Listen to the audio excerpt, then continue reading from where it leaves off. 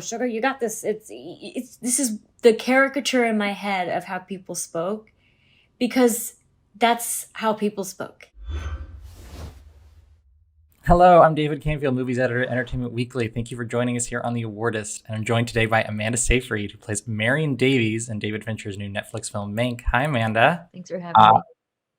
Thank you so much for being here. One of my favorite performances of the year, a different take, I think, on Marion than I've seen before. But I wanted to start really with you finding your way into this character. You told Entertainment Weekly, actually, a little while ago that you went into this role pretty insecure.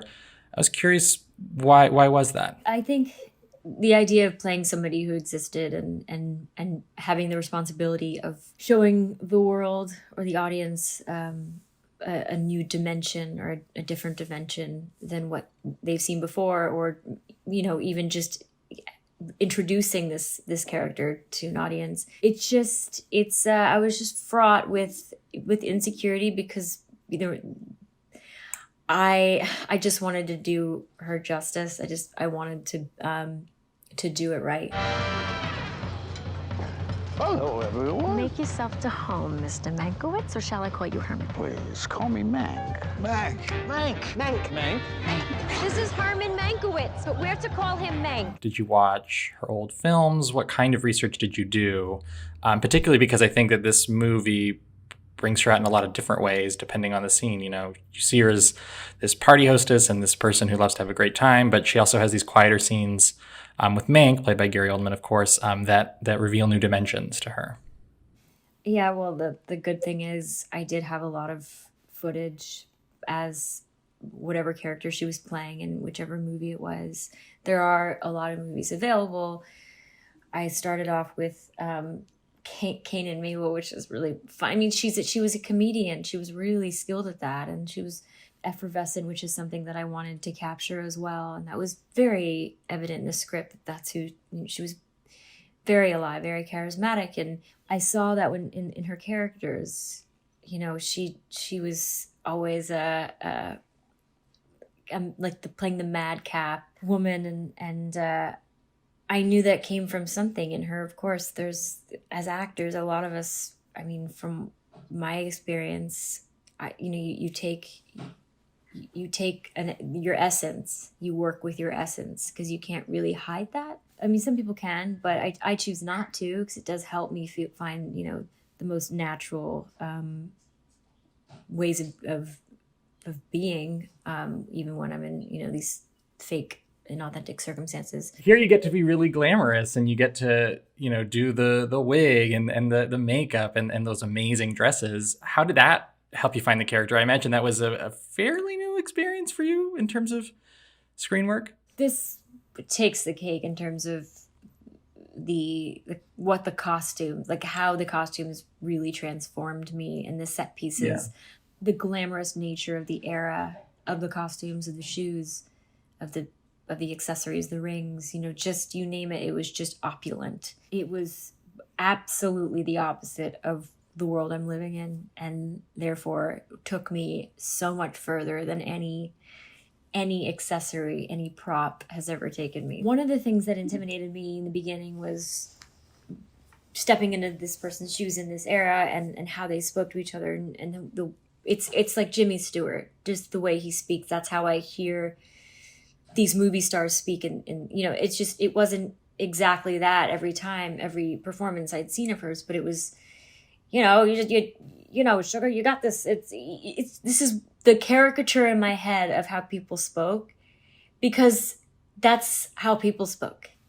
And I was not ever inclined to go that route. I was hoping David wasn't going to ask that of me.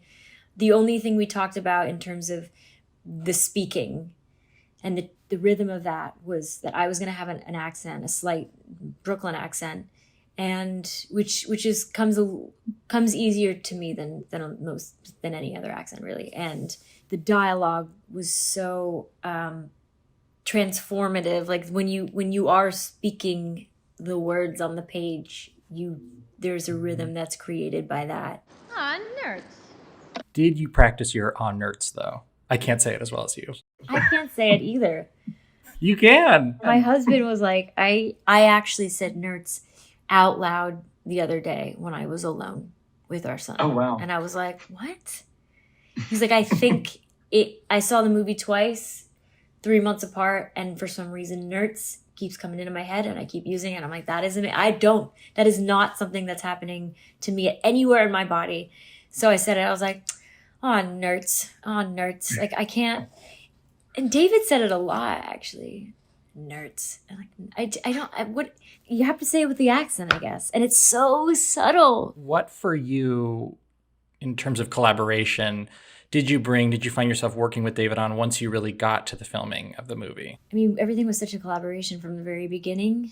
So I think all that work kind of carried into the set, and it became less about what we were creating and more about just being in the moment now, which is ideal and so very rare these days. But I think, I mean, it was mostly just a give and take for me. He was giving me, I was taking everything he was giving me, and the notes were very, very, very specific. There were at least 3 or 4 of them every time he came in after each take. And if I could remember half of them, I was winning in my own head. He's so articulate in what he needs, which is another, like a dream for me, because I know exactly what he's saying and I know exactly what he's asking for. And I was just kept, trying to give him as many colors as possible. But that's the work on set. It's less long conversations about what's happening between these characters and with the inner life and in the story, and more about just finding specific moments.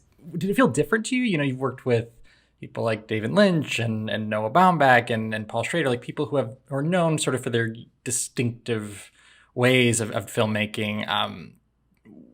Having those past experiences, what was that like coming into this one? The thing that's similar between all of the people that you've mentioned is that they all come completely prepared and come with a very specific idea of what they need.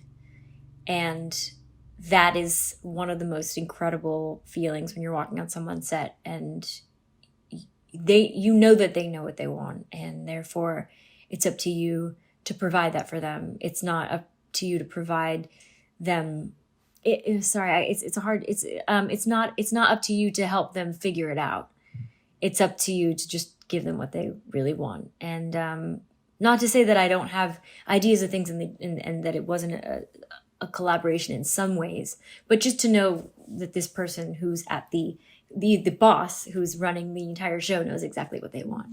There's just full trust that they're gonna get what they need from me. It just, I just feel like I'm safe. So you play the kind of role that you never could see yourself as. You have this great experience. What do you discover about yourself as an actor coming out of a project like this? I'm so lazy. And I wish I was joking when I said that. I mean, I've said it a lot lately because it is the main thing that I've come away with is that I'm lazy due to impatience and enthusiasm for like everything that's going on, and I'm lazy because I'm very social on set. Like there's all these things that take away from the work itself, which is a hard thing to admit. And I am pretty self-aware, and I do explore the whys of my behaviors. And this I just never really paid attention to until I was like face to face with it on this set. I was just like, I at times I would be frustrated because I didn't feel like I was understanding, or I was understanding what David wanted, but maybe I didn't feel like I was really getting there in the time that I thought I should get there. Mm-hmm. And that's not the way he measures things. And so I'm like, I need to let myself off the hook, first of all. And I need to just know that if I want to get that end result quicker, I need to come with more information. I need to come knowing more about everything that's going to be happening on that day. I still have dreams that I don't remember my lines, or I don't know my lines, and I still, as a 33-year-old at that point, when I guess I just turned 34 and then we wrapped the movie and I haven't worked since, of course. So like when I was 33, I did 3 movies back to back. Mank was the last one. And I would come to set on 2 other movies before Mank with my sides in my hands. And we rehearsing on set in our costumes, about to shoot it. And I'd be looking at my sides because I didn't necessarily know all the lines. And I'm just like, I know the lines when it comes to the very end. Like when we're actually rolling, I know the lines. But up until that point, sometimes I don't. And that is not going to work for me anymore. It's not going to internally, whatever it does to me, it doesn't work. It creates a whole mess of problems. So yeah, thank you, David Fincher, for that message that I could give myself. It must have felt odd too, having a major experience like that. And then for circumstances beyond all of our control, you don't really have a next project to go to necessarily. What has it been like to sort of sit with it? It's fine. I gotta say, like, I'm busy doing like the most important thing in life for sure. Like having a baby and taking care of my baby and my kids. And just, if I hadn't been pregnant this whole year and hadn't had him recently, I would be bent out of shape in some way creatively. And I would have found a way to make it okay. We were actually going to shoot a short film with one of my dearest friends who's a filmmaker, because just for fun. And my husband's like, you know what? This surge on top of a surge on top of a surge is not making me feel comfortable even having one extra person on the property. So let's push it to spring. But that's the kind of stuff that we do to continue creating things, without much of a cost. Yeah, I think I'm okay for now. But someone did ask me what my next project was, and I'm like, I don't have one. And it used, like 10 years ago, that would have freaked me out to the point of believing that I might never work again. But now I know that it'll be fine. In these past few months, have you found yourself reflecting? You sort of mentioned 10 years ago versus now, and coming off a role like this, just the trajectory of where you've gone, where you'd like to go from here. Obviously, we are in a pause, and I think it's nice to sort of be comfortable in the pause. But yeah, I'm just curious how that process has been for you, just sort of thinking, really. It's not the pandemic necessarily that's got me thinking about it at all. It was because I was so focused on, the here and now and what was happening at home. But it's these interviews and these and talking about Mank with so many different people, and with my co-stars and with David. It's just I've gone down memory lane with a few people now, and I've said this before, but I had no expectations because I just very deliberately did not want to feel create disappointment down the line. So my main goal in my career was always just to work. I just wanted to be trusted with a role. I wanted people to be like, oh, Amanda Seyfried, she could play that. That's just what I wanted. I didn't need to have the spotlight on me at any point.